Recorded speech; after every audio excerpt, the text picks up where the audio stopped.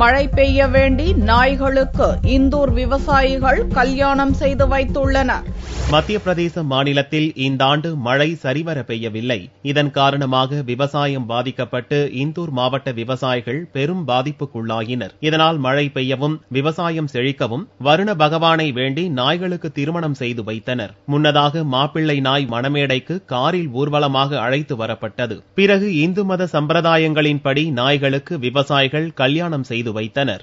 हमारा ये सोचना है, हमारे बुजुर्ग ये कहते थे कि जब जब बरसात नहीं होती है तो कुत्ता कुतिया की शादी करा दो तो इंद्र देवता प्रसन्न हो जाते हैं। ऐसा टोटका हमारे भिंड मुरैना ग्वालियर में होता है और वहीं के हम निवासी है, तो हमने ये टोटका यहाँ कोशिश की है कि इंद्र देवता प्रसन्न हो और बरसात हो, क्योंकि पानी की बहुत आवश्यकता है।